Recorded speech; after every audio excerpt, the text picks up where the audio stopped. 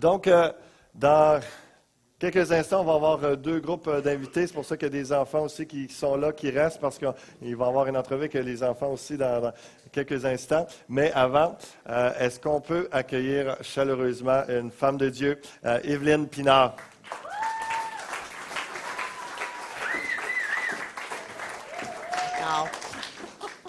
Toujours au temps de fan club, première, deuxième réunion. Wow! Merci, Evelyne, d'avoir accepté cette invitation pour ce témoignage. Et comme je le disais tantôt, et je le rappelle aux enfants qui sont là, vous savez, Evelyne, elle a donné sa vie au Seigneur à peu près à votre âge. Et plus de 50 quelques années plus tard, elle est encore au Seigneur, pleine de vie, elle aime Dieu et puis elle va témoigner dans quelques instants de sa grâce. Et moi, ça me touchait de voir ce lien-là qui était là. On est béni, gloire à Dieu pour ça. Oui. Et merci Evelyne de venir nous partager un peu ce que Dieu a fait dans ta vie, dans ta famille. Et justement, tu as été élevée dans une famille chrétienne qui était non catholique. À l'époque, c'est rare. Et puis, commence par nous raconter justement comment ton père a connu le Seigneur. Oui. Mon père est un enfant, il y a 14 frères et sœurs, et il avait une mère qui était très fervente dans sa croyance. Elle allait à l'Église catholique, elle marchait 7 000 avec les enfants pour aller à jeun, parce que on ne pouvait pas manger avant de communier, alors il marchait la distance et il revenait avant de déjeuner. Wow. Le dimanche matin. Alors, ça montre juste le zèle. Le zèle, oui, qu'ils avaient. Mais son grand-père, la mère de sa mère, avait une rencontre avec quelqu'un quand lui était jeune. Et il a rencontré quelqu'un qui avait lu la Bible et ça l'a tellement touché. Okay. Je sais même pas si mon arrière-grand-père a accepté le Seigneur. Ça, je ne sais pas. Mais il a dit à son petit-fils, mon grand-père, que c'était un livre à chercher, à vraiment accueillir, parce que c'était le livre qui contenait la vie. Alors, mon père a cherché à avoir une copie de la Bible. Mon grand-père, c'était juste une journée qu'il avait eu ce contact avec, pas mon grand-père, mais son grand-père. C'était une semence là, que ça a amené à éveiller quelque chose. Oui. Alors, mon père a cherché pendant plusieurs années d'avoir une copie de la Bible. L'Église catholique a dit, vous ne pouvez pas comprendre, alors on ne peut pas vous en envoyer une. Il avait été barré à plusieurs reprises d'avoir une copie. Jusqu'à ce que, quand il avait peut-être 25, 26 ans, il a entendu à la radio quelqu'un qui offrait des Nouveaux Testaments gratuits. Et un jour, je vais vous raconter, les enfants, comment c'est arrivé, ça. Amen. Mais il a écrit pour avoir un Nouveau Testament. Et il l'a reçu, il a commencé à lire, mais il le lisait à cachette. Il le cachait en dessous de son matelas. Il ne savait pas. Mais son frère avait écrit aussi, puis lui, il cachait son Nouveau Testament l'autre côté, en dessous du matelas. Et tous les deux, ils cachaient leur Nouveau Testament jusqu'à ce qu'un jour, ils ont découvert qu'ils avaient... C'est cocasse, c'est incroyable. Ouais. Et à cause que l'Église qui avait envoyé les Nouveaux Testaments avait maintenant leur adresse, ils sont venus, le pasteur et un invité, un étudiant du Toronto qui est venu passer l'été pour rejoindre la communauté francophone dans le nord d'Ontario. C'était le pasteur Boyd de Sudbury, Ontario. Oui. Puis là, comme un bon stratège d'évangélisation, il est venu visiter. Qu'est-ce qui est arrivé là, quand il était avec cet étudiant-là? Ton père est en train de travailler? Mon père, il laborait la terre avec des chevaux et un charrue. Et quand les deux pasteurs sont venus, le pasteur anglais, Pasteur Boyd, a pris la charrue, puis il a continué de labourer la terre pendant que le français parlait avec mon père Wow. du salut. Puis mon père a accepté le Seigneur. Gloire à Dieu. Et c'était vraiment le témoignage de cet homme de Dieu qui travaillait la terre pour lui sauver du temps. Ton père, c'est un Urtubise. Et son père, à lui, c'est Éléazar Urtubise. Oui. Lorsqu'il a vu la conversion de son fils et de sa femme à lui, il était très en colère. Et puis, il s'est passé quelque chose. Peux-tu nous raconter pourquoi il est en colère? Qu'est-ce qui s'est passé? Il était en colère parce que son fils avait rejeté il s'est fait baptiser, alors il avait rejeté le nom qu'il avait donné et il a aussi rejeté toutes ses croyances à lui, selon lui, là. C'était sa perception à lui. Et ma grand-mère avait accepté le Seigneur aussi, et il a pris une carabine, il l'a mis dans la poitrine de ma grand-mère, et il a dit, renonce à ton Jésus ou je te tue. Puis elle a dit, je ne vais jamais renoncer à mon Sauveur. Et il ne l'a pas tué. Heureusement. Il a jeté la carabine à terre et s'est enfermé. Puis il a été rebelle des choses de Dieu tout le long. C'est particulier à cette époque-là, la culture protestante catholique, il y avait une tension entre les deux. Pourtant, c'est le même Jésus, mais avec une approche différente. Et lorsque les gens étaient protestants, c'est comme s'ils reniaient la foi et tout ça. Donc, il y en a plusieurs qui avaient des réactions très fortes, comme c'était le cas de son père. Oui. Le prêtre était venu à la maison pour essayer de convaincre mon grand-père de mettre mon père dehors. Mais ce que le prêtre ne savait pas, c'était que la ferme appartenait à mon père et non à mon grand-père. Alors, mon père, il s'est levé, puis il a dit, mes parents vont toujours être le bienvenu chez nous, mais vous, monsieur le curé, vous pouvez partir. Puis il a ouvert la porte, puis le curé est parti en maudissant, en jetant un sort, ils disent, là, que mon père était pour sécher et mourir. Mais il est pas séché, c'est pas séché. Dans le village, il attendait que... Oui, le village attendait qu'il sèche, mais c'est pas arrivé. Donc, ton père a été au collège biblique, au séminaire, pendant les études bibliques. Il a rencontré ta mère, donc ils sont mariés, tout ça. Puis à un moment donné, ils ont été comme missionnaires dans le nord du Québec, à Malartic. Comment ils ont été reçus là-bas? Ils ont été reçus, ils témoignaient à Malartic, sur le coin de rue, mais aussi à Val-d'Or, qui est 17 000 de Malartic. Et dans cette région-là, ils voulaient pas avoir d'autres religions. Alors, les prêtres ont incité le peuple de manifester. Ça a commencé avec des tomates et des œufs pourris lancés. Ça n'a pas marché. Ils ont continué de parler avec les gens. Alors, ils ont cherché d'avoir une loi qui leur a brisé pour qu'ils puissent les empêcher de continuer. Et ils ont découvert qu'il y avait une loi qui empêchait les attroupements et de causer d'empêcher le trafic de passer. Alors, ils ont incité le monde de faire une foule autour d'eux, puis ça a tout traversé la rue, ça a tout bloqué. Puis là, ils avaient une raison pour les mettre devant le juge. Ils ont eu une sentence d'1 mois de prison, tous les deux, pour avoir parlé à des gens sur le coin de la rue.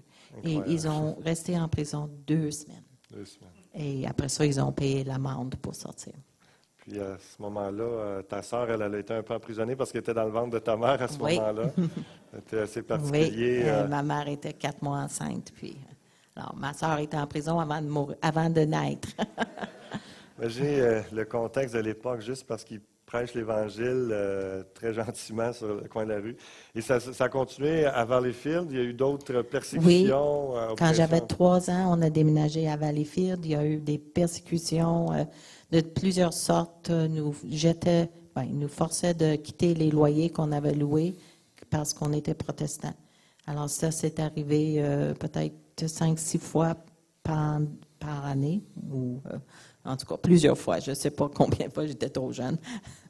Mais finalement, mon père a acheté un terrain et il a bâti un bâtiment où en haut, on faisait les réunions et en bas, on vivait au sous-sol, un petit sous-sol de 6 pieds de haut, là. C'était une toute petite place. Mais C'est à cet endroit-là que tu as donné ta vie au Seigneur? c'est à Assez cet jeune? endroit-là. Tu nous en parlais un Oui. peu? J'avais 5 ans. Je sais que parce que j'ai travaillé avec mon père pour bâtir la bâtisse. Je l'aidais beaucoup.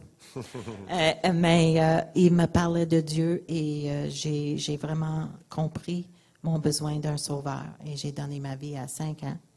À 7 ans, j'ai commencé à douter que j'étais vraiment sauvée. Alors j'ai rentré, j'ai monté en haut, demandé mon père et mon père m'a amené m'asseoir sur un banc. C'est ce souvenir-là qui reste toujours. J'étais assis sur le banc à côté de la porte, première rangée, puis mon père m'a pris et il a ouvert sa Bible. Il m'a fait lire 2 Corinthiens 5, 17. Si quelqu'un est en Christ, il est une nouvelle création. Les choses anciennes sont passées. Les choses anciennes sont passées. Voici, toutes choses sont devenues nouvelles. Amen. Gloire à Dieu. Alors, j'ai jamais vraiment douté après ça que j'étais un enfant de Dieu, que Dieu avait changé. Si Evelyne est en Christ, elle est une nouvelle créature. Amen. Création. Amen. Ouais. Puis quelques années plus tard, vous avez déménagé à Drummondville. Puis Oui. je pense que c'est là que tu as continué à témoigner ta foi. Oui, Là. à 13 ans, on a déménagé à Drummondville. J'avais 12 ans, presque 13. Puis en janvier, quand j'avais 13 ans, j'ai suivi Jésus dans les eaux du baptême pour témoigner vraiment devant le peuple que j'étais son enfant.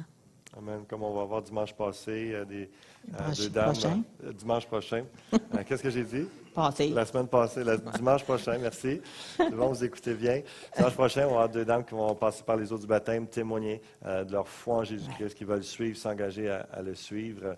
Et toutes ces années à vivre avec le Seigneur, Evelyne, qu'est-ce qui t'a marqué le plus dans ta vie chrétienne? C'est sa fidélité. C'est qu'il a resté avec moi tout le long. Il m'a conduit. Moi, je pensais aller comme missionnaire. J'ai fait mes cours d'infirmière. J'ai fait 3 années d'école biblique. J'ai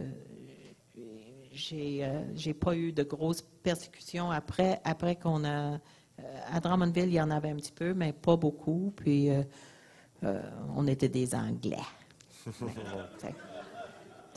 C'était pas trop pire.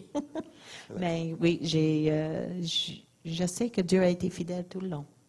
Gardez ta foi. Tu parlais aussi des tensions qui arrivaient dans le couple Oui. après 17 ans de mariage. Oui, c'est là que j'ai vraiment eu une expérience avec Dieu quand Serge a passé une crise et il a décidé qu'il ne voulait plus être avec moi.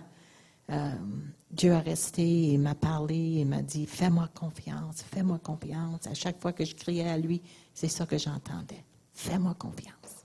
Amen. Puis, on est encore là. Amen. Gloire à Dieu. Dieu a restauré, a ramené dans sa grâce, sa fidélité.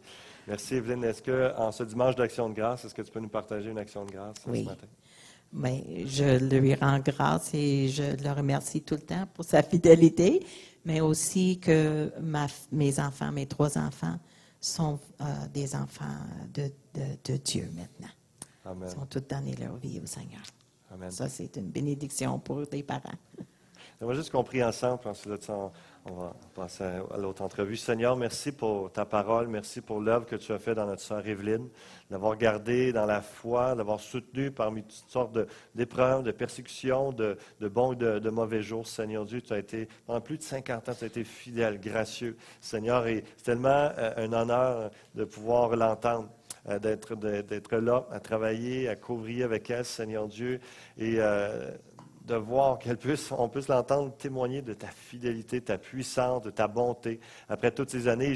Je prie que pour notre assemblée, Seigneur Dieu, que ces enfants qui s'en viennent dans quelques instants témoigner comme tous les enfants de cette Église, chaque vie ici en ce moment, chaque personne puisse persévérer dans la foi et goûter à ta grâce, goûter à ta fidélité, à ta bonté, dans toutes sortes de circonstances, que ce soit difficile ou non, Seigneur Dieu, que puisse réaliser combien tu es bon, tu es fidèle, que tu ne les abandonneras jamais. Amen. Amen. Merci. Est-ce qu'on peut remercier Evelyne? Merci beaucoup.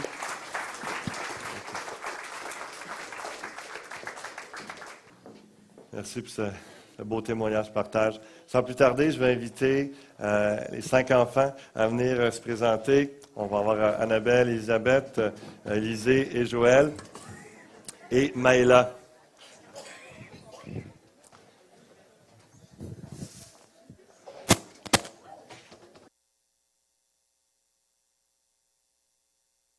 Et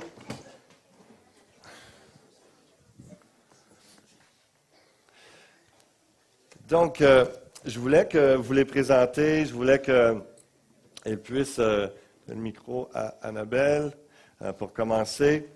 Et puis, parce que, comme je vous ai parlé, la semaine passée, le samedi 3 octobre, on a eu un party de la rentrée. C'est la première fois qu'on organisait ça.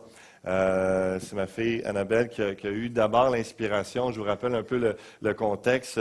Elle est en bas. Madame Danielle enseigne sur l'importance d'être fier de Jésus, fier de son Église.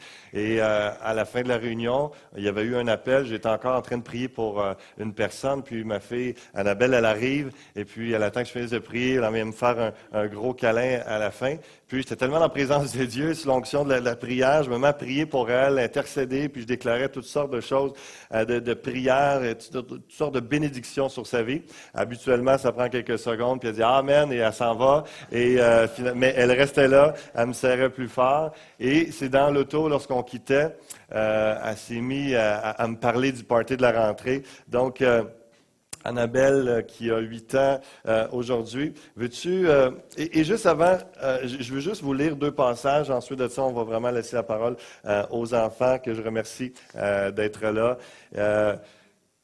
Deux passages, parce qu'au travers de la simplicité qui va sortir de ces enfants-là, de leur cœur, et je vais sûrement avoir des surprises dans leurs réponses, des choses que je ne m'attends pas, mais ça fait partie de la vie avec les enfants. Je vais essayer de composer avec ça. Mais c'est ça, c'est la spontanéité, la beauté, la simplicité. Comment est-ce que ils ont invité des amis, puis je veux qu'on soit tous encouragés, inspirés à la simplicité d'inviter des gens à l'Église, à connaître le Seigneur et à vivre sa foi dans le quotidien.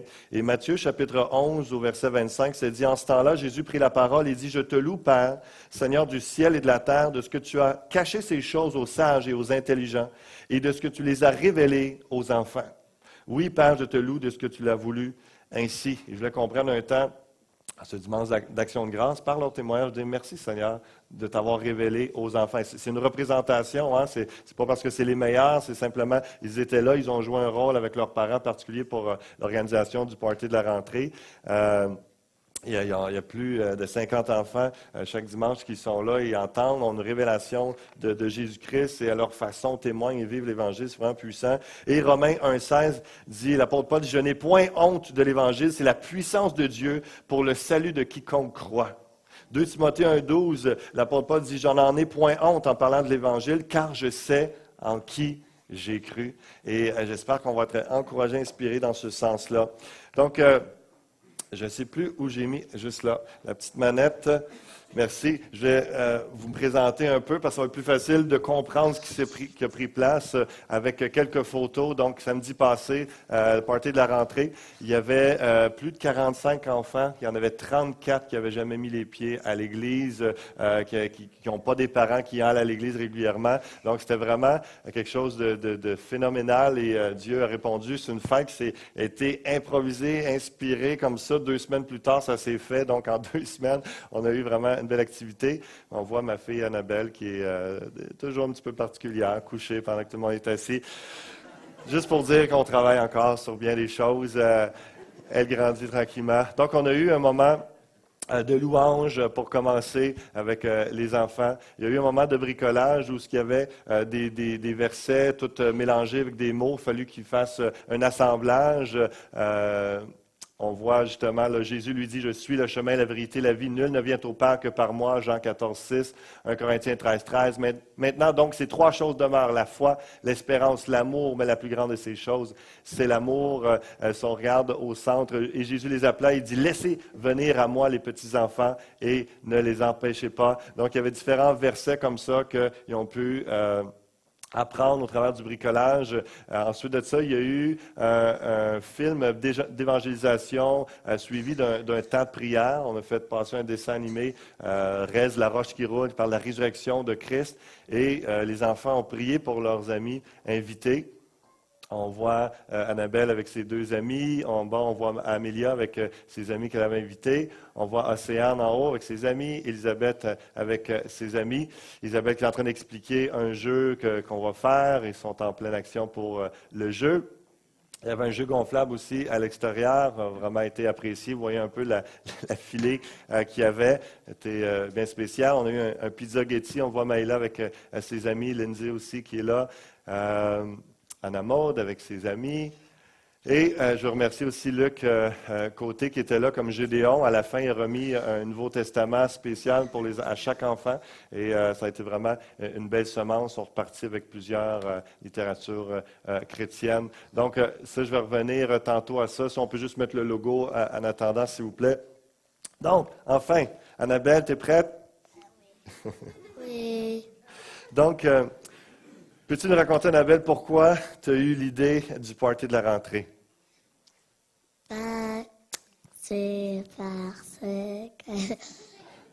Vas-y, pense. C'est parce que j'avais eu l'idée de pas juste inviter un ami, mais plein d'amis pour qu'ils croient en Jésus. Tu étais dans l'auto, tu me parlais, tu étais vraiment excité, je ne te reconnaissais pas. Oui. tu parlais excité, oui, mais par rapport à inviter plein d'amis à l'Église, tu voulais qu'ils apprennent à connaître l'Église, la foi, tout ça. Puis, qu'est-ce que tu voulais aussi de spécial qui prenne place dans cette journée-là, dans ce party-là? Est-ce que c'était juste des jeux ou tu me disais qu'il y avait des choses particulières? Je voulais qu'il y ait de la louange puis de la prière. Oui. Puis là, finalement, tu as eu combien d'amis qui sont venus? Toi, tu as fait plusieurs invitations? 2. Il y a 2 amis, on les a vus tantôt. Puis, on a vu un peu qu'est-ce qu'on a fait au party. Puis, il y a une chose que tu me dis, avant de passer le micro à ta grande sœur, il y a une chose que tu me dis que finalement, tu as moins aimé du party, c'était quoi?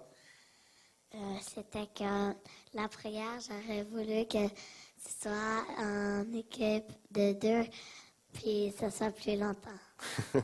Ben, tu sais, elle me dit ça sincèrement. La première chose, on vient de finir le party, puis Annabelle, tu aimé ça? Moyen. Pourquoi? Ben, la prière, ça n'a pas été assez long. Je te laisse. Comprenez-vous que c'est pas elle habituellement? Donc, j'ai dit, faut juste qu'elle mentionne. Elle voulait faire prier 10 minutes en équipe de 2, puis ensuite de ça, changer d'équipe, continuer à prier. Elle voulait faire une soirée de prière. C'était vraiment particulier. Est-ce que tu peux passer le micro à Elisabeth? Donc, toi, Elisabeth, étais-tu contente d'aider ta petite sœur dans l'organisation de ce party-là? Oui. Pourquoi? Qu'est-ce qui te motivait là-dedans? D'inviter des amis puis qui croient en Jésus. Toi, tu avais eu combien d'amis qui sont venus? 4. 4 amis. Puis, aussi, qu'est-ce que tes amis te disent? Qu'est-ce qu'ils t'ont dit quand tu les as invités au party de la rentrée? Soit que c'était eux autres qui voulaient pas, ou soit que les parents ils disaient oui, ou soit que c'est parce qu'ils partaient. C'était jamais pour dire non parce que les parents ils croyaient pas en Dieu. C'était juste à cause des raisons comme parce qu'ils s'en allaient ou parce que c'était les enfants qui voulaient pas venir. Tu as fait combien d'invitations? C'est une dizaine à peu près? J'en ai fait des dizaines. Une dizaine. Il y a eu 4 qui ont répondu sur 10. J'ai fait exprès de poser cette question-là pour nous faire réaliser à tous, le pire qui peut arriver, c'est de dire que je ne peux pas venir. Le pire qui peut arriver, c'est de dire oui, ça me tente beaucoup de venir. Le pire qui peut arriver lorsqu'on invite des gens ou qu'on leur parle du Seigneur, c'est que oui, je suis intéressé ou non, je ne suis pas intéressé. Et les enfants, c'est ça la simplicité, ils ne s'arrêtent pas à ça et continuent de parler et d'inviter. 4 sur 10, 40 %, J'aimerais ça, avoir ce pourcentage-là, que le Seigneur nous aide à cette simplicité-là, de simplement inviter. Et puis les réponses, ça sera les réponses, mais qu'on puisse avoir le zèle, la motivation des invités lorsqu'il y a des événements spéciaux comme les Dimanches Fusion ou n'importe quand de saisir les occasions de parler du Seigneur parce que ça peut changer des vies. Donc toi, Elisabeth, qu'est-ce que tu as aimé particulièrement du party de la rentrée? J'ai aimé surtout la visite guidée Pourquoi? parce que j'avais de l'attention, puis aussi que j'aimais ça faire visiter l'église. On a séparé au départ deux groupes de 20 à peu près enfants, et puis on fait visiter tous les endroits, puis elle était très excitée de leur expliquer tous les petits recoins de l'église, d'expliquer ça. Veux-tu passer le micro à Élisée, s'il vous plaît? Donc, on a les jumelles ici, les filles de Mme Daniel. Vous aviez invité combien d'amis? Moi, j'ai invité 4 amis. Ta sœur aussi, je pense. Vous en aviez 8 Ouais. au total ensemble. C'est vraiment bénissant de voir ça. C'est pour ça qu'il y avait peut-être une douzaine, une quinzaine d'enfants de l'Église, mais il y avait plus de gens parce qu'ils ont tellement invité d'amis. C'était glorieux, vraiment encourageant de voir ça. Et toi, Élisée, qu'est-ce que tu as aimé particulièrement du party? Ben moi, j'ai aimé ça, surtout la louange. Quelques-unes de mes amis, ils connaissaient des chansons. Fait qu'ils chantaient, ils dansaient. Puis là, moi puis elle, on les motivait. Puis là, C'est ils bon. dansaient. Là. Toi, Joël, tu veux prendre le micro. Qu'est-ce que tu as aimé particulièrement du party de la rentrée? Ben, surtout la prière. Parce que j'ai une amie qui était allergique au gluten, puis elle avait du cholestérol. Puis j'ai prié pour elle, puis c'était vraiment touchant.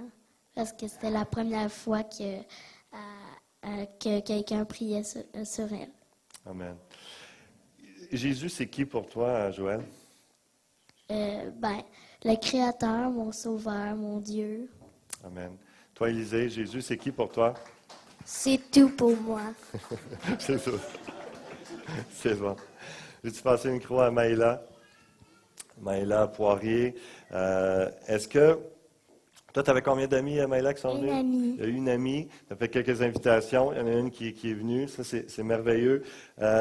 Pourquoi tu t'as invité tes amis? Parce que quand quelqu'un me fait mal, c'est qu'il me console. Puis quand on fait, admettons, de la gymnastique, puis j'essaie de faire le renverse, quand je tombe sur la tête, ça fait mal. Fait que là, eux, ils vont chercher un prof pour la prof va me chercher de la glace parce que j'ai vraiment mal. Puis aussi, ils sont généreux avec moi. Fait que tes amis, ils sont gentils, tu les aimes beaucoup, tu es reconnaissante, puis là, tu voulais les inviter, comme tu me disais tantôt, parce que, wow, ils sont tellement gentils, je veux faire quelque chose qui puisse connaître le Seigneur au travers de ça. C'est important de développer des amitiés, d'avoir des belles relations, puis le plus beau cadeau qu'on peut leur faire à nos amis, c'est des inviter à connaître Jésus-Christ. Maïla, toi, qu'est-ce que tu as aimé particulièrement au party de la rentrée? J'ai aimé la louange, Oui. j'ai aimé la prière, j'ai aimé le jeu gonflable, Good. puis j'ai aimé les activités. Good. Puis, c'est qui Jésus pour toi? C'est un membre de ma famille. Il habite dans mon cœur. Amen. Puis c'est mon sauveur. Amen. Merci beaucoup. Bon, veux-tu repasser le micro à Annabelle? Annabelle, pour conclure, est-ce que tu veux partager, on est un dimanche d'Action de grâce, veux-tu partager un remerciement à Dieu? Oui. Tu veux faire?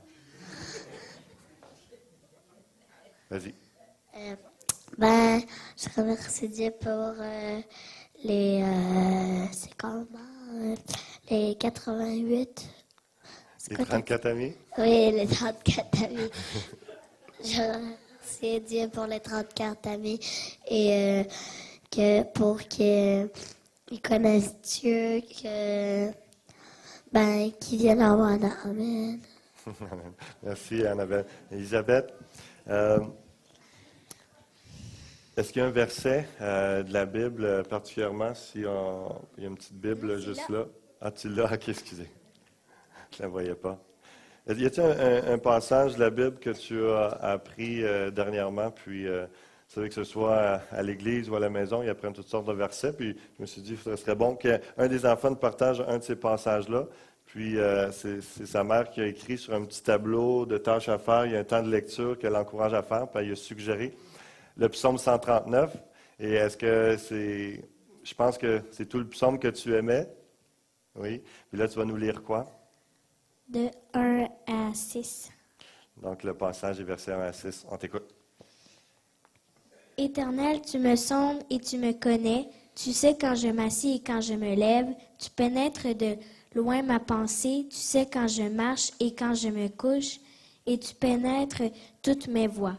Car la parole n'est pas sur ma langue, que déjà, ô Éternel, tu la connais entièrement. Tu m'entoures par derrière et par devant, et tu mets ta main sur moi. Une science aussi merveilleuse est au-dessus de ma portée, elle est trop élevée pour que je puisse la saisir. Amen. Dieu se révèle.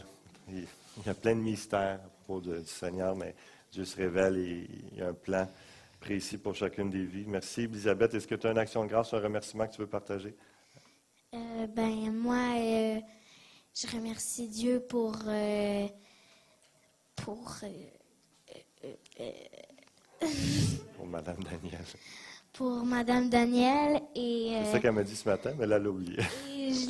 et je lui souhaite une bonne fête. C'est la fête à Daniel aujourd'hui.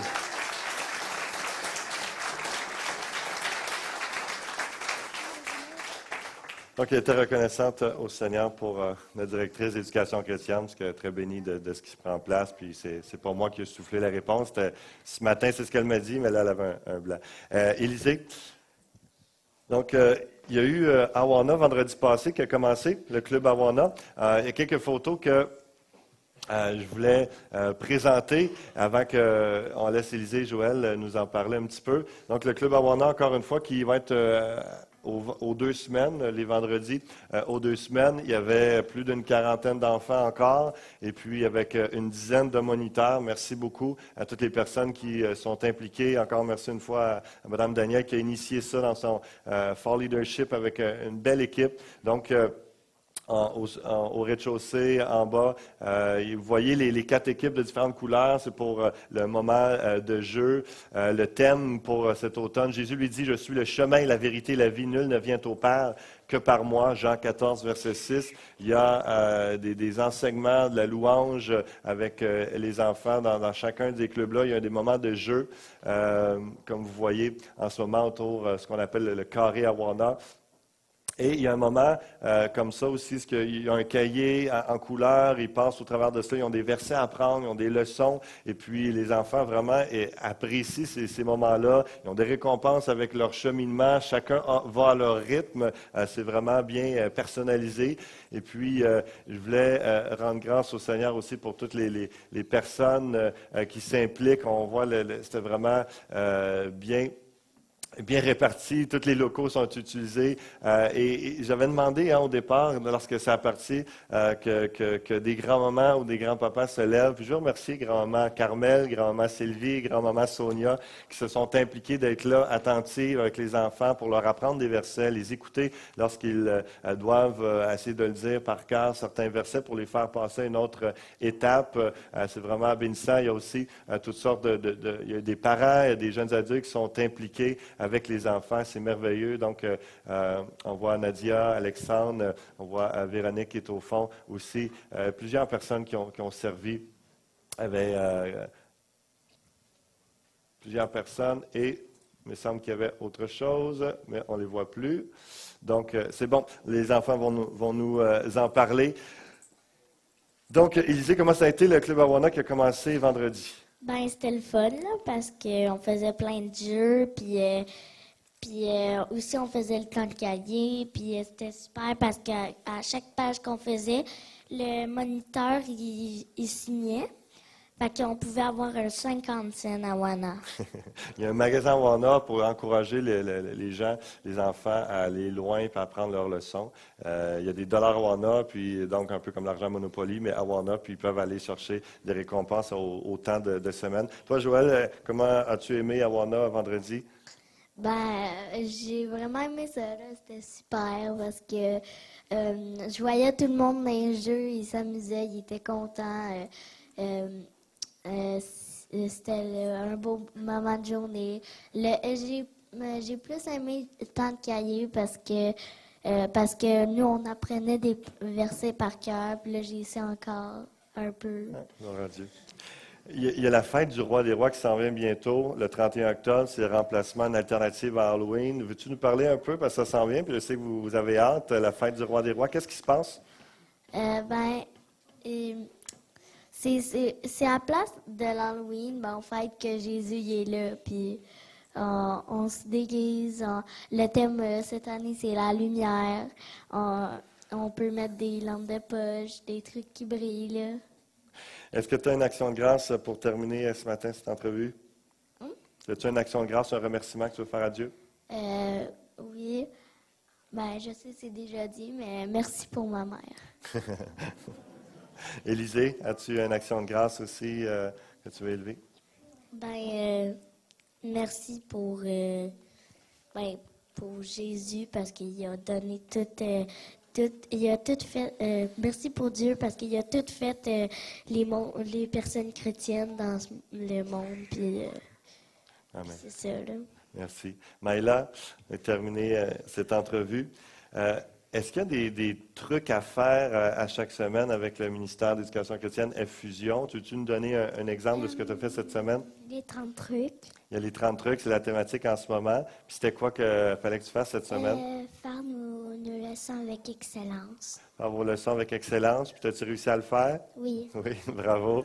Donc, à chaque fois, il y a différentes thématiques. Et puis, à la fin, pendant la semaine, les enfants qui veulent, des fois, c'est prier pour un ami. Des fois, c'est partager avec quelqu'un. Mais là, dans ce cas-là, c'était de faire les devoirs avec excellence, avoir un bon témoignage auprès du professeur. Et as-tu un remerciement à Dieu que tu veux faire ce matin? Oui. Vas-y. Merci pour ma famille. Amen. Amen. Je veux juste vous dire, les enfants, qu'on est fiers de vous. On est fiers de ce que vous faites, fiers de l'Évangile. Puis, oui, Annabelle? Tu voulais qu'Élisée fasse un autre témoignage? Élisée a un dernier témoignage pour l'expérience qu'elle a vécue avec Dieu, c'est ça? Moi, depuis le début de l'année, Dieu m'a touchée. Puis depuis ce temps-là, je lis la Bible à chaque matin à l'école. Puis c'est ça. Tantôt, tu me disais que tu t'as senti comme une chaleur, tout le Dieu qui t'entourait. Même ses amis ils posent la question qu'est-ce qu'il a fait avec sa grosse Bible à l'école, puis ça l'amène à différents questionnements. Est-ce qu'on peut les féliciter, les remercier?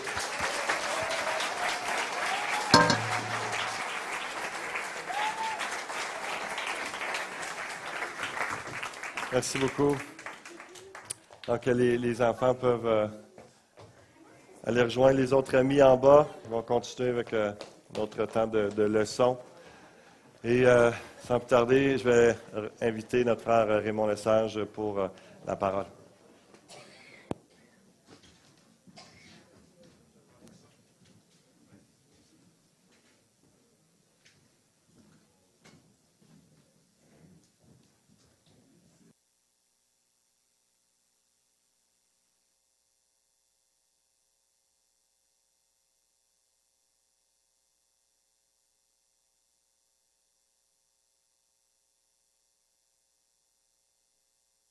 Bon matin. Oui.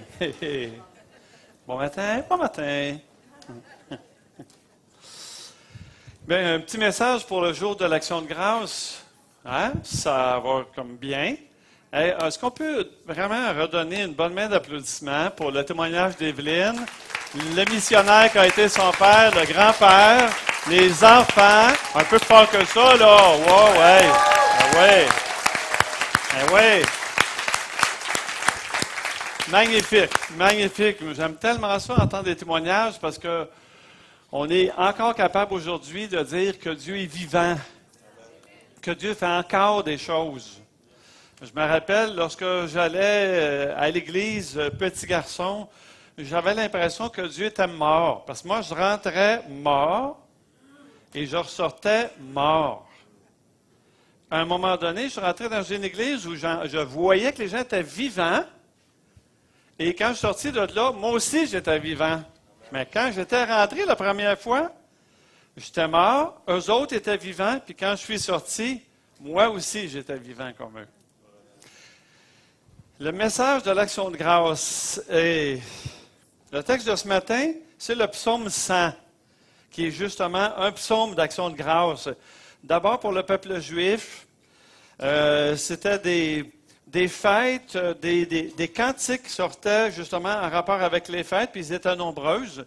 Pour l'Église aussi, dans le Nouveau Testament, on peut lire même que l'action de grâce, pas l'action de grâce comme fête, parce que ça c'est récent ici au Canada. Je dis récent, pas tellement.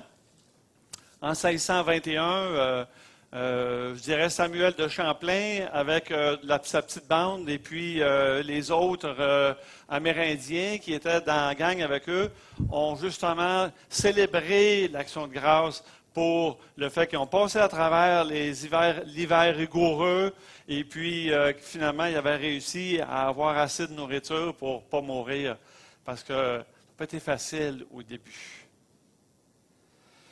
71 fois qu'on voit dans le Nouveau Testament l'expression action de grâce et rendre grâce. 71 fois. Pour la plupart des gens, par exemple, aujourd'hui, ça signifie quoi? Bien, c'est un jour férié de 3 jours. C'est une fin de semaine fériée. Tu sais, congé 3 jours, c'est le fun. Fin de semaine de football, pour ceux qui aiment ça. Un repas en famille, on cuit la dinde pour les Américains, pour le jambon pour nous spécialement. Un petit peu de bière. Et puis la famille, mais... C'est drôle parce que l'action de grâce, initialement, c'était pour rendre grâce à Dieu pour toutes choses, plein d'affaires. Et là, on se demande, mais Dieu, dans l'action de grâce, il est où? On pourrait même dire, Dieu, dans la fête de Noël, aujourd'hui, il est où? Dieu, dans plein de fêtes, il est où? Mais moi, je pourrais vous dire quand même qu'au-delà du jambon, de la dinde, de la bière, etc., le congé, j'ai ma petite liste, moi, de raisons pour rendre grâce à Dieu. Et je vais vous la présenter tout de suite. Vraiment, je remercie le Seigneur pour les laveuses à vaisselle, les poêles auto-nettoyants, les congélateurs, les micro-ondes qui permettent aux femmes d'aujourd'hui de sortir de la cuisine, de sortir de la maison, d'aller travailler, puis de revenir à temps pour préparer le souper. Hey! Merci pour les maris qui osent s'attaquer aux petits travaux de la maison et qui finissent toujours par être des travaux qui sont beaucoup trop lourds pour eux puis qui font finir par des professionnels. Merci, Seigneur. Merci pour les adolescents parce qu'ils donnent aux parents l'opportunité d'apprendre un nouveau langage avec des nouveaux sons. Merci pour les enfants qui ramassent leur linge, font leur lit, aident à faire la vaisselle, prendre leur bain sans chialer, leurs devoirs pour moins de 2 $ par semaine. Merci, Seigneur. Merci pour les personnes âgées qui sont de véritables bibliothèques ambulantes contenant des livres d'histoire extraordinaires, mais qui malheureusement ne sont que très rarement consultés. Blague à part, on a beaucoup de plus de raisons de rendre grâce à Dieu, de rendre grâce à Dieu à part des bienfaits matériels. On peut penser à la vie, la santé, la famille, la liberté, le pays dans lequel on se trouve, dans lequel on vit, les amis. Encore plus que ça, je pourrais vous dire merci Seigneur pour le salut que tu nous as donné en Jésus-Christ. Car sans ce salut, on est mort. Sans ce salut, on est perdu. Et s'il fallait que quelqu'un ici, aujourd'hui, puisse sortir d'ici sans être certain qu'il va au ciel s'il mourrait, je pourrais vous dire que moi, je serais la personne la plus malheureuse du monde. Et Dieu aussi. Parce que si vous êtes là ce matin, ce n'est pas par hasard. Dieu a voulu ça. quelqu'un vous a invité, puis vous êtes arrivé ici, puis vous vous dites, « Oh, ils ont l'air d'avoir du fun, eux autres, c'est le fun. Ils ont l'air d'être bien. » Mais tout ce fun-là, tout ce qui vous a été présenté ce matin, vise essentiellement une chose, que vous connaissiez la bonne nouvelle. La bonne nouvelle du salut en Jésus-Christ. Et je vais essayer de vous y amener comme ça, tranquillement, en vous disant que, wow, il y a beaucoup de choses qui sont bien importantes, mais le salut en Jésus-Christ. Puis après ça, tout ce qui va découler de ça, l'Église, les frères et sœurs, la pluie de bénédiction qui va s'étendre sur chacun d'entre vous, et les interventions de Dieu, de l'Esprit de Dieu en nous, de Jésus-Christ pour nous, qui vont apporter délivrance, pardon, guérison, restauration, et j'en passe. Même, j'ajouterais même, il va faire en sorte que vous ayez des tribulations, parce que la Bible nous dit même, c'est par beaucoup de tribulations que vous allez rentrer dans le royaume, et même, ça va être pour nous et pour vous des opportunités d'action de grâce. Parce que 1 Thessaloniciens 5, verset 17 nous dit, « Rendez grâce en toutes choses, car c'est à votre égard la volonté de Dieu en Jésus-Christ. » Un grand théologien anglais l'avait bien compris à un moment donné, et ce théologien-là s'appelle Matthew Henry. Un jour, il est sur la rue, puis il y a un paquet de petits voyous qui décident de s'en prendre à lui, et puis le tabasse un petit peu, il vole son porte-monnaie, se pousse.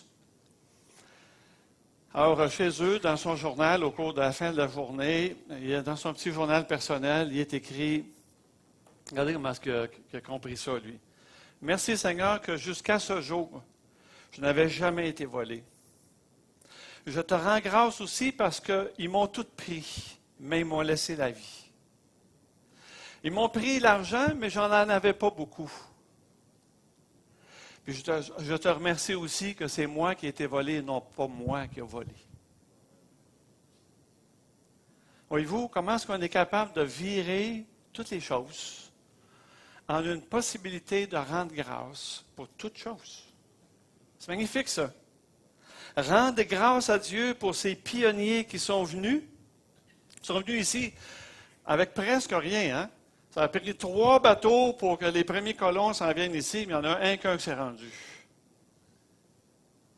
Pour bâtir le pays dans lequel on est aujourd'hui, en sécurité, en paix, tout ça, ils ont travaillé fort, vous le savez, si vous connaissez l'histoire de votre géographie et toute l'histoire du Canada, du Québec, des États. Il y a quelque chose de vraiment spécial là-dedans. Je n'entrerai pas là-dedans, étant donné que j'ai à peu près 15 minutes pour vous parler. Mais savez-vous ce qu'il y avait en commun ces pionniers-là qui ont façonné le pays?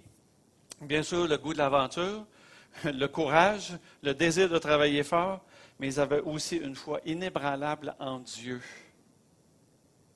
Savez-vous que le verset 8 du psaume 72, « Il dominera d'une mer à l'autre et du fleuve aux extrémités de la terre », c'est la devise nationale du Canada. Elle a été choisie par le pasteur presbytérien George Monroe Grant, qui était secrétaire de la Confédération canadienne. Dans sa tête, ce qu'il voulait, c'est que le Canada soit gouverné d'un océan à l'autre par Dieu. Aujourd'hui, on peut dire qu'on a vraiment reçu beaucoup de la part de Dieu et on devrait être une nation, mais extrêmement reconnaissante pour tout ce qui a été fait, mais ce n'est pas toujours le cas. Ce n'est pas le cas dans le monde, ce n'est pas le cas au Canada, aux États-Unis, même parfois dans les églises. Imaginez comment est-ce que le monde serait si Dieu gouvernait tout. Mais gloire soit rendue à Dieu aujourd'hui de ce qu'un jour, tout genou va fléchir devant lui et il va gouverner sur tout l'univers. J'espère, par ce petit message-là, dans le psaume 100, j'aimerais ça qu'on comprenne vraiment qu'il a été écrit pour nous rappeler pourquoi on devra toujours être reconnaissant et rendre grâce à Dieu pour tout. On va le lire ensemble, si vous voulez. Ah oui, tiens, là, je vois clair. Dans le psaume de louange, dans le psaume 100. Poussez vers l'Éternel des cris de joie, vous tous, habitants de la terre. Servez l'Éternel avec joie. Venez avec allégresse en sa présence. Sachez que l'Éternel est Dieu. C'est lui qui nous a fait et nous lui appartenons. Nous sommes son peuple et le troupeau de son pâturage. Entrez dans ses portes avec des louanges, dans ses parvis avec des cantiques. Célébrez-le, bénissez son nom, car l'Éternel est bon. Sa bonté dure toujours et sa fidélité de génération en génération. Wow, c'est beau là. Ça, là, ça vient d'un cœur qui s'exprime avec reconnaissance. Vous savez, l'action de grâce, ce n'est pas juste des mots, c'est une attitude. Par définition, l'action de grâce, c'est une attitude de reconnaissance envers Dieu pour tout ce qu'il nous donne, tout ce qu'il fait. Le psaume 100 est écrit pour le peuple d'Israël, bien sûr. L'Ancien Testament visait justement ça. Sauf que, comme vous pouvez le voir, poussez vers l'Éternel des cris de joie, vous tous, habitants de la terre. Donc, on réalise que finalement, le psaume a été écrit, oui, pour le peuple d'Israël, mais on comprend rapidement que ce cantique-là, cette chanson-là, il a été écrit pour tout le monde. Vous tous, habitants de la terre. Et pas juste au moment où ça a été écrit, mais en même temps, si on dit que la fidélité, dans le verset 5, la fidélité de Dieu est là de génération en génération, donc c'est pour tous, de génération en génération, que ce cantique-là peut être exprimé. Hommes, femmes, enfants, personnes âgées, ados, même si le langage est un petit peu différent, c'est pas grave. Vous avez vu tantôt dans les témoignages des enfants comment c'est beau, comment c'est spontané, comment c'est pur, c'est joyeux. Et Dieu est celui qui en est le bénéficiaire. Poussez vers l'Éternel, verset 1. Servez l'Éternel, verset 2. Venez avec allégresse en sa présence, sachez que l'Éternel est Dieu. C'est lui qui nous a fait. Nous sommes son peuple, son pâturage. Entrez dans ses portes, dans ses parvis. Célébrez, bénissez son nom, car l'Éternel est bon. Et sa fidélité, de génération en génération. Wow! Dieu est le bénéficiaire de ça. De quelle manière est-ce qu'on peut lui rendre grâce? Bien, ici, on le voit, différentes manifestations d'action de grâce. Verset 1, pousser des cris de joie. Puis ici, en même temps, la symbolique est comme si on poussait un cri de joie, mais dans le sens de la trompette. Puis ça se passe, ça sonne fort, la trompette. Mais pousser des cris de joie, pareil comme au hockey, mettons. T'sais, hier, là, quand le premier but du Canadien a été scoré, là, oh mon ami, il me semble voir Michel dire « Wouh! » Même la belle-mère en bas chez nous, elle s'en est aperçue qu'on venait de marquer un gros but. Là. Ah oui. Ah oui, elle dit « Ah, là, OK, il vient de commencer, là, on va se faire ça toute l'année quand je vois le Canadien. » Des cris de joie. Pourquoi est-ce qu'on devrait être capable de rendre des cris de joie? Bien, peut-être parce que quand on réalise, lorsqu'on est dans le peuple de Dieu, lorsqu'on est conduit par Dieu, lorsqu'on est avec lui, bien, et puis qu'on a des problèmes, tout d'un coup, il y a quelque chose qui traînait depuis longtemps, tout d'un coup, la solution est là. Peut-être nous a-t-il donné une nouvelle direction dans notre vie, puis là, tout d'un coup, là, c'est comme wow. Dans une direction, ça n'allait pas, là, tout d'un coup, peut-être est-ce qu'on a reçu une bénédiction imprévue, mais combien espérer? Vous savez, il s'agit juste de vivre un petit peu de pauvreté pour qu'on se dise, wow, ça fait du bien de temps en temps d'avoir quelque chose de plus qu'on a d'habitude, parce que d'habitude, c'est comme on arrive à la fin du mois, puis c'est juste. Là, on disait que tout d'un coup, on reçoit un cadeau de la part de Dieu d'une façon magnifique. Je me rappelle un hiver à Noël. Alors, je ne sais pas quel salaire on avait. Les enfants, en plus, ils voulaient avoir quelque chose qui était trop cher pour nos moyens. Ils voulaient avoir un jeu Nintendo. Et puis, ça se vendait à peu près 200$ dans ce temps-là. Et on se disait, 200$, c'est trop d'argent pour ce qu'on est capable de payer. Tu sais.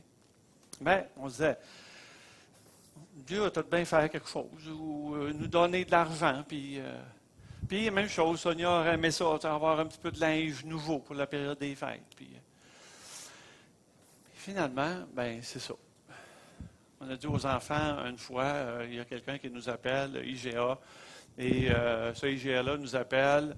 On avait rempli un coupon chez IGA pour gagner un jeu Nintendo. Imaginez, il y a des billets comme ça dans la chose. Puis il vire ça de même. Puis tout d'un coup, Sonia le sage. Un jeu Nintendo. Eh bien, sur le cadeau, quand on l'a mis en dessous de l'arbre et qu'on l'a donné aux enfants, Mathieu pourra vous en témoigner, il est ici, mon grand, on a écrit de la part de Dieu. Oui. Ouais. Et dans la même année, même 2 semaines avant Noël, un autre événement, Sonia avait s'acheter du linge. Je pourrais vous rapporter là, tantôt, si vous êtes nouveau ici là aujourd'hui, allez la voir, elle est à l'espace, bienvenue après. Allez-y, c'est vraiment de belles expériences. On aime ça, vivre pour Dieu. Vous ne pouvez pas savoir pourquoi, mais moi, je le sais, pour plein d'affaires. Je pourrais vous raconter ça pendant un avant-midi, si vous voulez. Mais j'ai 15 minutes. Cette même semaine, il y a un autre billet qui s'est pigé chez, je ne me rappelle pas le nom, en tout cas, de linge. Et puis d'un coup, Sonia le sage. 500 piastres de linge. Wouh! Hey! Ah non, mais on n'a pas d'argent, mais Dieu, il y en a. Il y en a tout le temps. Il y a de quoi pourvoir à tous nos besoins. Peut-être que vous gémissez aussi, puis c'est pour ça que dans le temps d'Action de grâce, là, on ne peut pas faire autrement que de glorifier Dieu puis de le remercier pour ses nombreux bienfaits. Mais ça se peut que vous soyez ici dans un état matin et vous vous dites, moi, le modéré, c'est loin d'être drôle comme toi, là. Puis vous espérez qu'il se passe quelque chose avant que vous fassiez l'acte ou quoi que ce soit. Puis soudainement, il y a quelqu'un qui vient vous présenter l'Évangile. Vous ne le savez pas, mais Dieu sait. Vous, dans votre cœur, vous espérez que votre vie change, qu'il y a quelque chose qui se passe. Vous êtes tanné de ce genre de vie-là. Vous vous dites, non, ce n'est pas l'argent qui fait la solution. Non, ce n'est pas ceci ou cela qui est bon. C'est quoi? Puis là, on lève les mains dans le ciel et on dit, Dieu, fais quelque chose. Si tu existes, fais quelque chose. Et dans la même semaine, dans le même 2 jours, il y a quelqu'un qui s'en vient vous parler de l'Évangile. Dans votre tête à vous, là, vous ne pouvez pas mettre ça sur le dos du hasard. D'autant plus que lorsqu'il vous présente l'Évangile, il vous dit, sais-tu quoi? Si tu viens à lui, tu vas continuer d'avoir des problèmes.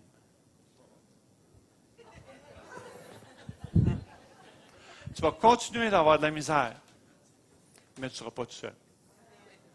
Le Seigneur va être avec toi. Je suis avec vous jusqu'à la fin. On va avoir des tribulations le reste de nos jours. C'est ça que la Bible parle. Beaucoup de tribulations. Vous allez rentrer dans le royaume. Mais mon ami, quand vous avez le Dieu du ciel, le Créateur du ciel et de la terre sur votre bord, je vais vous dire quelque chose. Ceux qui sont contre vous, là, sont mal pris. Amen? Amen. Oui. Oui.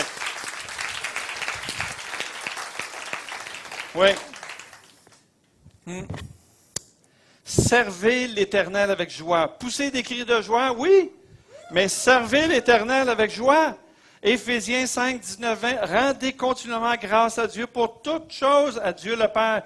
Quoi que vous fassiez en parole ou en œuvre, rendez grâce à Dieu continuellement. Faites tout au nom du Seigneur Jésus en rendant des actions de grâce à Dieu le Père. Servez l'Éternel avec joie. Vous savez, une des manifestations d'action de grâce, c'est lorsque Dieu est avec nous, c'est pas dur de le servir. Et on a le goût de le servir, puis encore, regardez comment le servir avec joie. Non seulement on crie de joie parce qu'il intervient dans notre vie, mais il nous est donné la possibilité d'être des ambassadeurs pour lui et de dire, wow, je suis capable de servir Dieu avec joie, puis pas juste servir à l'Église. Il ne dit pas servir les pasteurs, servir les anciens d'Église. Non, ni servir votre employeur, mais servez le Seigneur. Parce que dans le fond, quoi que vous fassiez, vous le faites pour le Seigneur. Et non pour des hommes, la parole nous dit. Donc, peu importe là où vous allez servir, peu importe où vous allez travailler, c'est Dieu, c'est à lui que vous allez avoir à faire. Et c'est lui qui va vous aider à faire ce que vous avez besoin de faire. Venez en sa présence avec allégresse. Entrez dans ses portes avec des cantiques. Célébrez-le, bénissez son nom. Mais pourquoi est-ce qu'on serait capable de célébrer comme ça? Pourquoi lui rendre des actions de grâce? Au moins pour 2 bonnes raisons. D'abord parce que Dieu est Dieu. Sachez, le verset 3 dit, sachez que l'Éternel est Dieu. Il est l'auteur de tout ce qui existe. Et tout ce qui existe subsiste à cause de lui. Et dont nous sommes. Il nous a fait, il est notre créateur à toutes les créatures. C'est lui qui est l'auteur. Même si des fois on peut penser on s'est fait nous-mêmes. Il me dit, ben non, moi je ne pense pas de même. Mais il y en a beaucoup qui pensent comme ça. Si jamais quelqu'un voit de l'eau quelque part, vous ne perdez pas votre récompense si vous en amenez.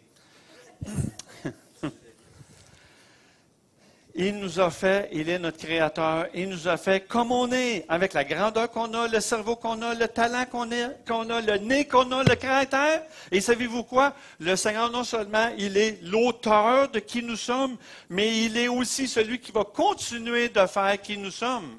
Non seulement ça, oh, merci mon frère, non seulement, ça va me permettre de donner plus de paroles. Parce que là, les paroles, là, avaient de la misère à sortir. Là. Merci mon frère. Tu ne perdras pas ta récompense.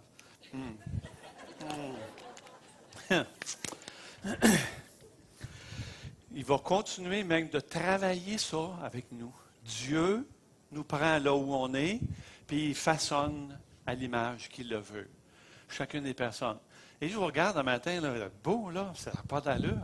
C'est vraiment le fun de vous voir. Parce que vous êtes toutes à l'image de Dieu. Ouais. Bon. On s'entend qu'on n'est pas encore parfait. Et le Seigneur, lui, il a du temps pour nous façonner. Puis je peux vous dire qu'il va le prendre le temps pour nous rendre à l'image de son Fils, puisqu'il est lui-même l'image de Dieu, de ce Dieu invisible. Donc, en voyant Jésus, en voyant chacun d'entre nous autres, il dit, ah, ici, on va enlever ça, on va enlever ça. Et, mais faites-vous-en pas. Dieu a le temps, puis c'est ce qu'il veut faire. Mais il faut le reconnaître pour ce qu'il est. Contrairement à ce qu'ils pensent, à ce que les gens pensent, on n'est pas nous fait tout seul, mais c'est Dieu qui est l'auteur de qui nous sommes. Et ce qu'il a commencé de faire en nous, il va le rendre parfait. Et ma femme dit Amen. Amen. Hey. Hey. Et la femme de David dit Amen. Et la femme de Serge aussi. Amen. Toutes les femmes disent Amen. Hey. C'est bon ça. Et tous les gars disent, et nous autres, on n'a pas de gros Amen à faire parce qu'on a des bonnes à côté de nous autres. Mais elles ne sont pas parfaites encore.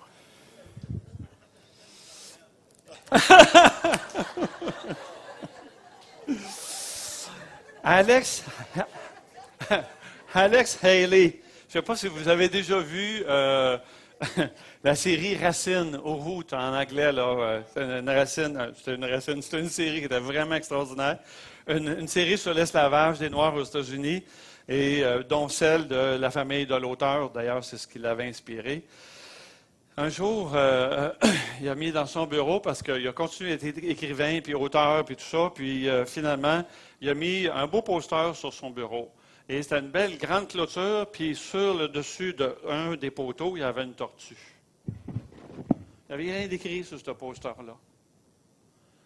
Puis quand les gens venaient dans son bureau, ils disaient « Qu'est-ce que ça veut dire, ça? » Ça veut dire que moi, comme auteur, quand je réalise que les paroles que j'écris, puis je me sens fier d'avoir écrit telle affaire, telle série ou telle ça, puis je commence à m'enorgueillir, je regarde le poster, puis je me dis, elle ne s'est pas rendue là tout seul, la tortue.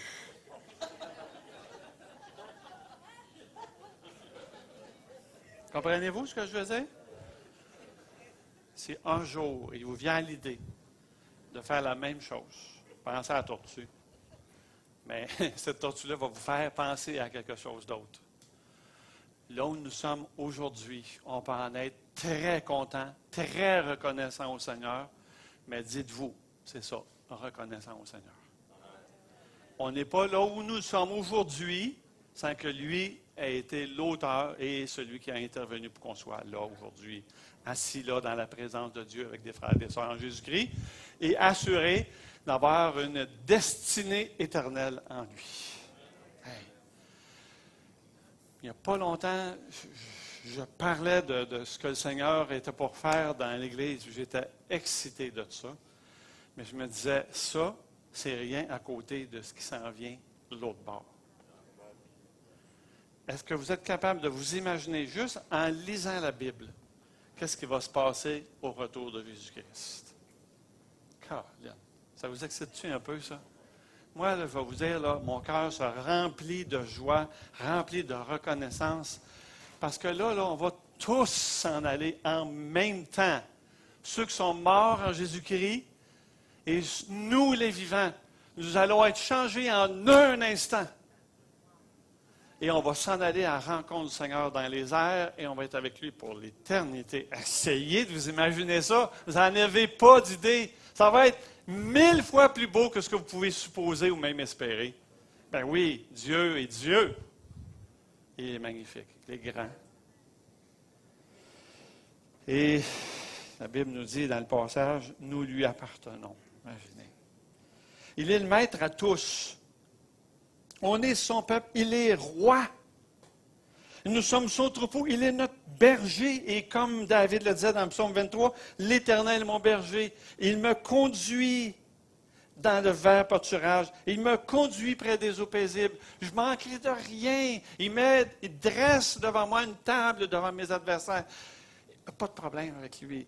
Si Dieu est notre berger, si Dieu est notre roi, si Dieu est le maître de notre existence, tout ce qui peut se passer, là, ça n'a pas d'importance.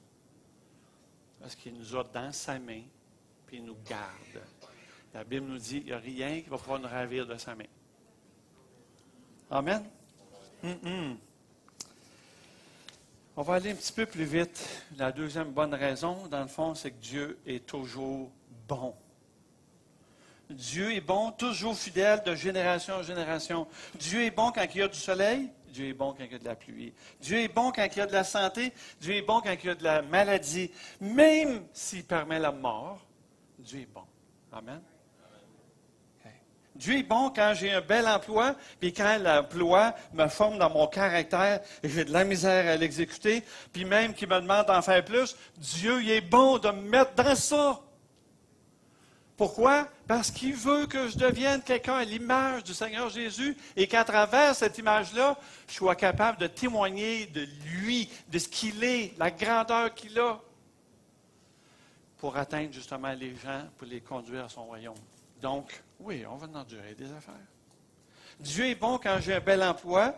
Dieu est bon quand je me marie avec la bonne personne. Est-ce qu'il l'est aussi quand je suis célibataire? Je pense que oui. Dieu est bon quand je suis dans l'abondance et aussi dans la... Ben oui! Comment ça qu'on a de la misère à endurer ça? Dieu est bon! Nous autres, souvent, notre disette, on va la comparer avec ce que les autres de notre Église ou les autres de notre famille ont. Mais on n'est pas dans la disette personne ici. Là. Si on se compare, là, je vais vous dire, on peut se consoler beaucoup. Oui. On est vraiment privilégiés ici au Canada. On est privilégiés ici au Québec. Dieu est bon toujours, même si je ne comprends pas tout ce qu'il fait, Dieu est bon. Je voyais Evelyne cette semaine qui a appris une récidive. J'ai été béni par sa réaction à l'égard de cette récidive. J'ai dit, Evelyne, tu verrais que Dieu est bon. Elle m'a dit oui. Puis j'ai dit, all the time? Elle a dit, yes. Une récidive, pour ceux qui ont déjà eu le cancer, c'est ça que ça veut dire. Ça gare mal. Mais Dieu est bon. Tout le temps. Qu'est-ce qui est le pire qui pourrait arriver?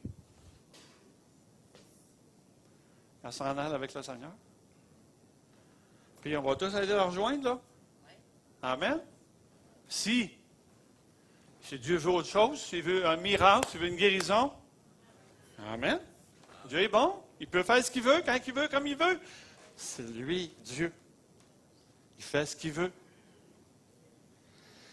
Dieu est tellement bon qu'il nous a donné aussi le moyen de ne pas être séparés de lui pour l'éternité. Et ce moyen, c'est Jésus-Christ. Je vais vous emmener dans Romains si vous voulez y tourner avec moi. Vous ne pourrez pas le voir à l'écran. Je n'ai pas encore beaucoup de talent à ce niveau. Mais 6 pas simple pour nous amener vers Christ.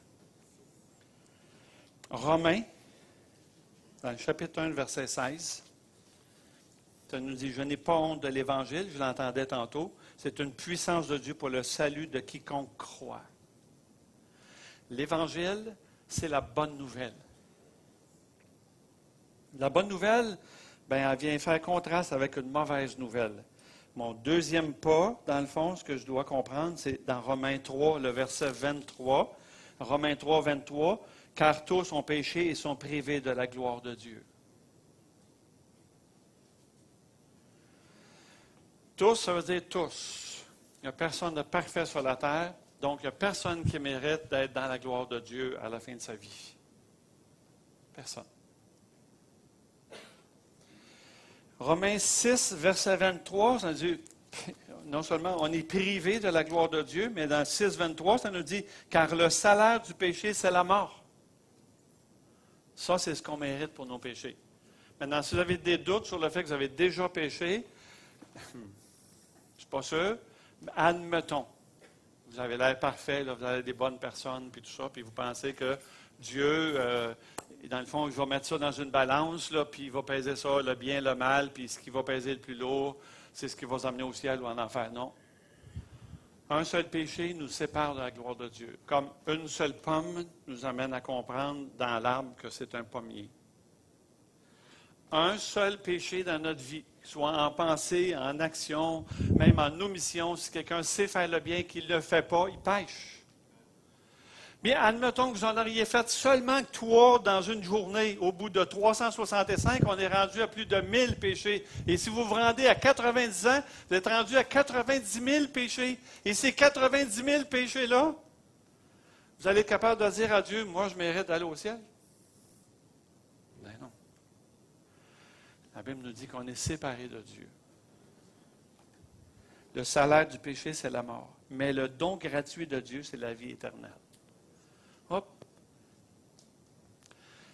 Ce qui est intéressant là-dedans, c'est de savoir que oui, on mérite la mort, mais le don gratuit de Dieu, c'est la vie éternelle en Jésus-Christ. L'étape que j'aimerais vous amener à, c'est la 4e, c'est Romains 5, verset 8. Ça dit, « Mais Dieu prouve son amour en ce que lorsque nous étions encore des pécheurs, Christ est mort à notre place. » Christ est allé à la croix pour que justement nos péchés soient mis sur lui plutôt que sur nous. Que nos 90 000 offenses soient sur lui et non sur nous. Et maintenant, tous les péchés de l'humanité soient mis sur lui plutôt que sur nous.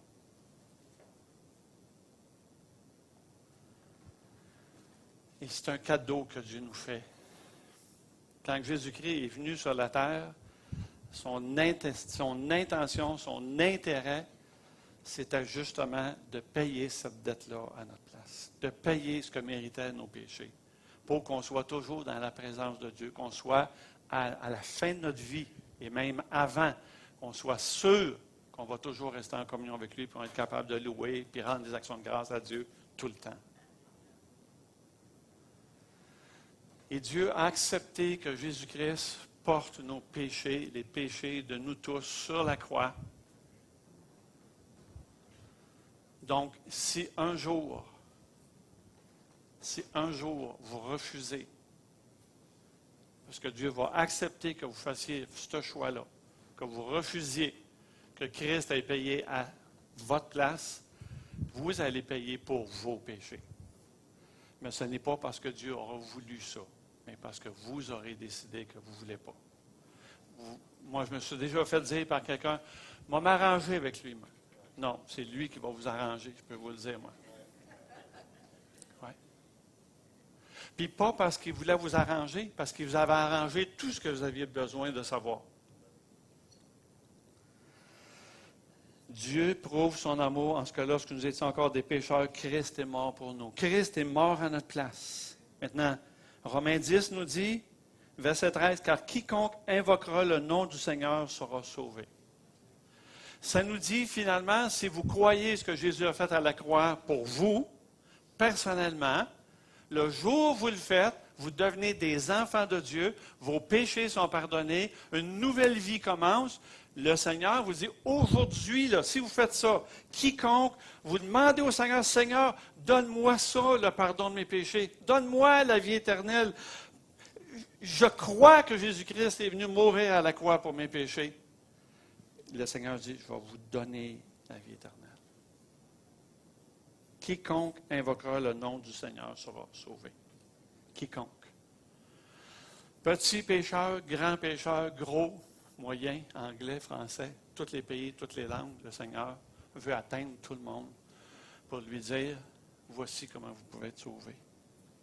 Et la dernière étape, c'est si tu confesses, si tu dis ouvertement, c'est ça que confesser veut dire.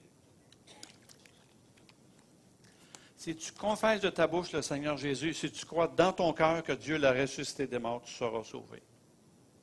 Je vais inviter les musiciens à venir en avant maintenant. Et je vous dirais, l'étape la plus importante,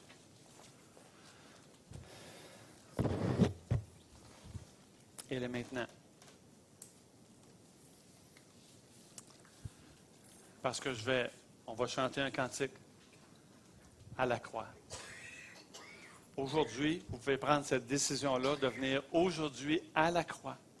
Venez chercher le pardon de vos péchés. Venez chercher le don de la vie éternelle. Venez chercher cette nouvelle vie-là en Jésus-Christ. Venez chercher cette communion, cette réconciliation avec Dieu. Vous pouvez recevoir tout ce que Dieu a pour vous. De toute l'aide qu'il va être capable de vous apporter, toute la direction qu'il va être capable de vous donner. Dans une décision, maintenant, pendant qu'on va chanter, je vais inviter les gens à se lever dans l'assemblée. Levons-nous. Et du milieu de cette assemblée-là, le Seigneur dit, je connais mes brebis. Elles entendent ma voix. Elles me suivent. Alors, si vous entendez ce matin quelque chose dans votre cœur qui vous bouleverse, qui vous dérange, et puis qui vous invite à prendre la décision de venir au Seigneur Jésus-Christ, là, maintenant, je vous dirais, c'est aujourd'hui le jour du salut. C'est aujourd'hui le jour de votre salut. Aujourd'hui, vous pouvez prendre cette décision-là. Et pendant qu'on est debout, pendant qu'on va chanter, avancez en avant. Vous savez, quand Jésus-Christ était à la croix, il n'avait pas honte, lui, d'être là sur la croix pour dire, c'est pour toi que je meurs. Maintenant, venez pendant qu'on va chanter justement le cantique. Pendant que tout le monde va chanter le cantique, si vous êtes là dans l'assemblée, que le Seigneur, vous entendez sa voix, ne résistez pas. Ce n'est pas grâce que vous êtes sauvés. Vous allez me dire, je ne sais pas. Vous n'avez rien à perdre avec Dieu. Tout à gagner. Aujourd'hui, si vous venez à lui, il va vous donner la vie éternelle. Il ne vous la vendra pas, il ne vous l'échangera pas contre le bien que vous avez fait, ou la religion dans laquelle vous vous trouvez, ou vous avez déjà pratiqué, ou vous ne pratiquez plus. Aujourd'hui, vous pouvez venir à lui. J'ai invité les gens aussi qui avaient été nommés pour venir pour la prière en avant, donc s'approcher pendant qu'on va chanter ce cantique-là. Avancez, avancez.